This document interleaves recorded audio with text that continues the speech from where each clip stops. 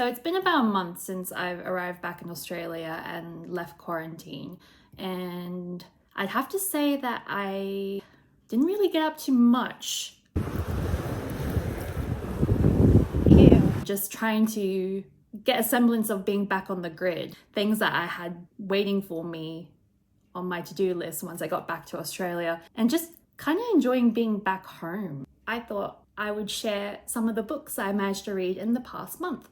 About 3 of these books happen to be my quarantine reads, small books that I was able to fit in my luggage since I had to fit about 2 years worth of my life in 2 suitcases. I did manage to, however, bring some books that were on my to-be-read list that I could potentially read while I was in the hotel. And the other 2, of course, were just books that I got around to reading after finishing these quarantine reads. So I'd love to share with you what I actually managed to read. So the first book that I managed to complete, this book is Before the Coffee Gets Cold by Toshikazu Kawaguchi. Like, I'm insisting on getting the author's names pronounced correctly. This was going to be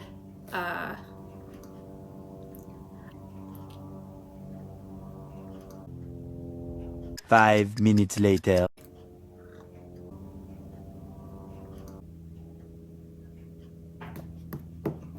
Are you serious?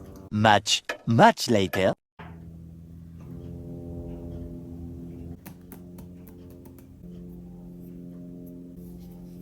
One eternity later.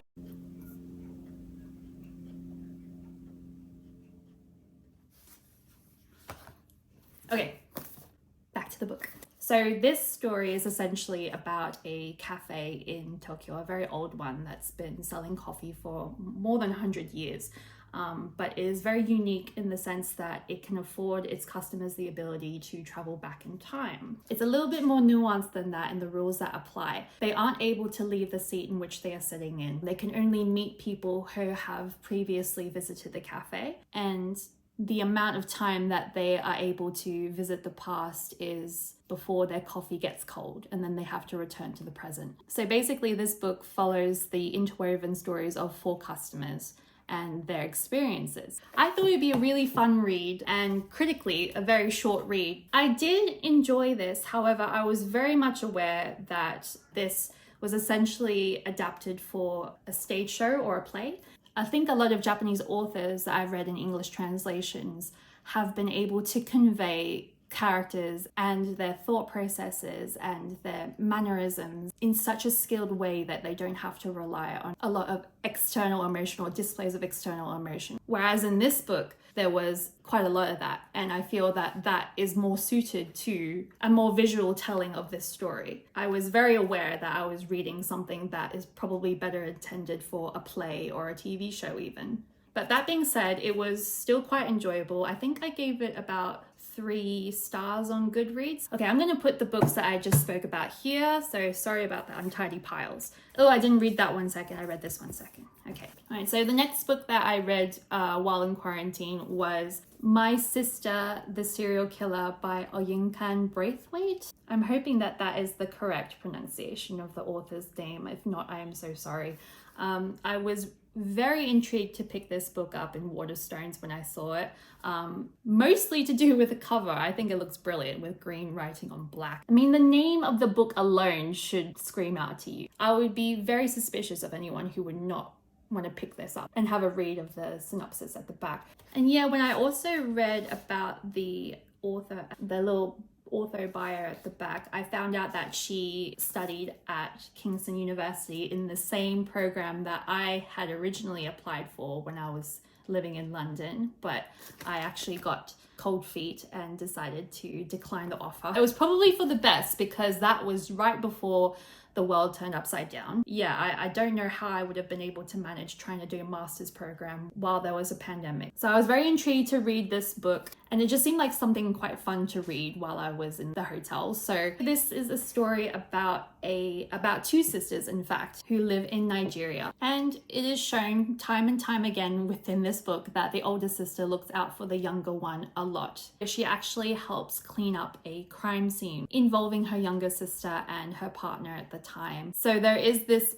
permeating suspicion that her younger sister is capable of murder. She now wonders whether her sister is actually a serial killer, but the clincher is finding out that her younger sister is now dating her love interest. I certainly love the flow, I love the writing, but I did find the end was just not as satisfactory to me. So yeah. So the third and final book that I ended up starting to read in quarantine and ended up finishing when I left was Mudlarking by Lara Maiklem. During the first lockdown in London, back in 2020, I became obsessed with the idea of just being able to go treasure hunting. Not that I never did have an infatuation with the idea of finding treasure, like just to be able to go for a walk somewhere and just coming across like a really old coin or something. I'm not gonna lie, I was really excited at the prospect of being able to do something like that during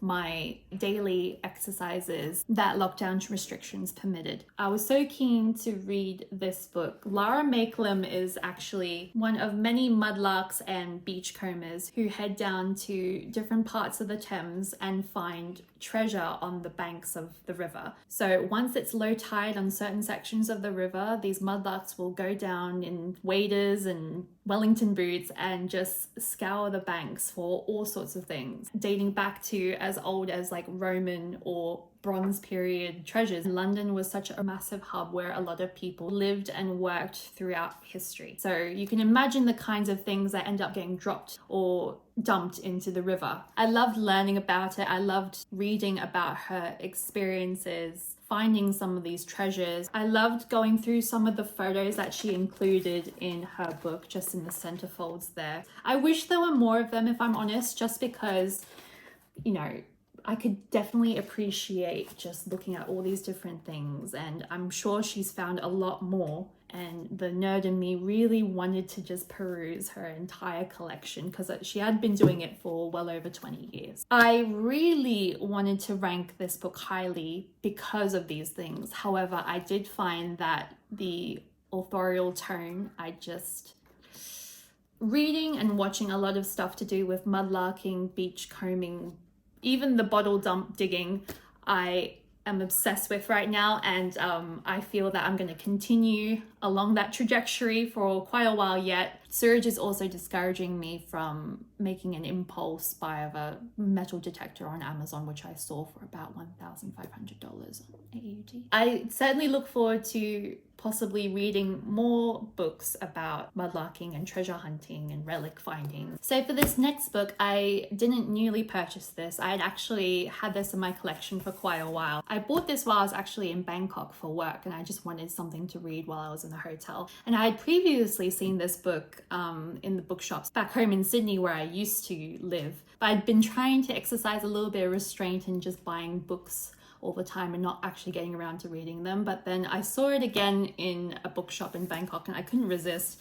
This is Angela Carter's book of Fairytales. It just looked like such a beautiful book. I couldn't resist just picking it up each time that I would see it in bookshops, as you could have imagined when I saw it in Bangkok as well. I mean, the cover, the illustrations are just stunning, and I used to be obsessed with reading about fairy tales, and in particular fairy tales from different countries and cultures. And I was so heartened to just recognize some of the fairy tales and the characters, like Baba Yaga there. Like instantly I knew who that was when I saw that she was sitting in I would say that's the mortar and that's the pestle, I think. So then I read the synopsis and it pretty much just sold it to me. Once upon a time, fairy tales weren't meant just for children, and neither is Angela Carter's book of fairy tales. Already done.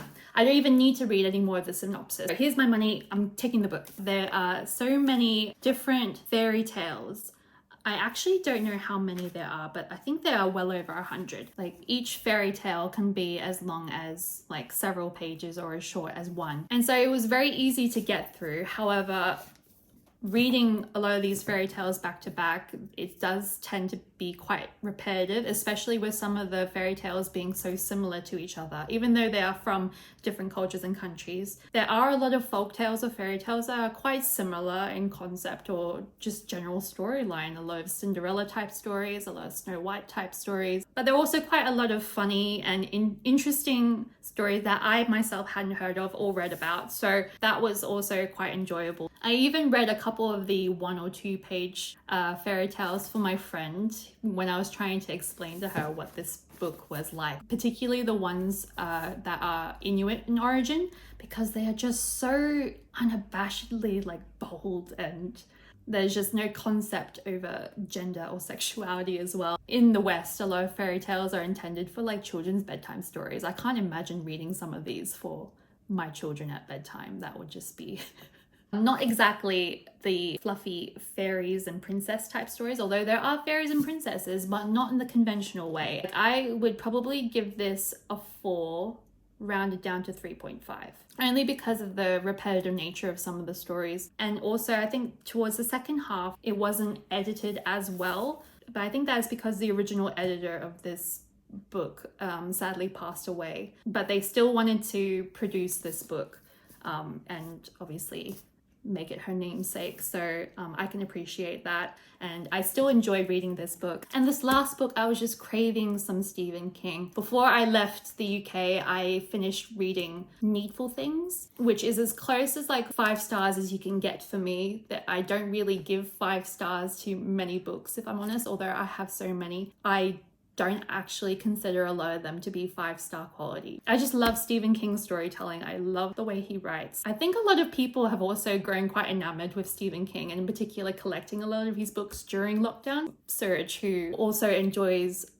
reading Stephen King, and I wanted to gift him with a first edition of a Stephen King book, and that kind of like spiraled out of control, and now we have so many like wonderful first edition books thanks to eBay and a lot of secondhand online retailers. So we will continue along that trend, because I picked up a wonderful copy of Stephen King's Night Shift. Night Shift is one of several compilations of short stories that he had released. Well, it was first published in the UK in 1978, but this edition is certainly not a first. However, I just love the cover. I love hardbacks, and I just thought that the cover art was cool. I think this, yeah, I'm pretty sure that this artwork is just depicting one of the short stories, which is Children of the Corn. Many people, even if you haven't read Stephen King, may have heard of Children of the Corn, as well as many other short stories that ended up becoming part of pop culture. But like Needful Things, I loved this book. It's just one of those books you can't help but try and read as much as you can in each sitting, and that is just made possible by these incredible stories. Exactly what it says on the tin, they just creep you out. It is such a shame that I couldn't bring more Stephen King books home with me from the UK. They are currently in Serge's custody, and I'm thankful for him that he's looking after them for us, but I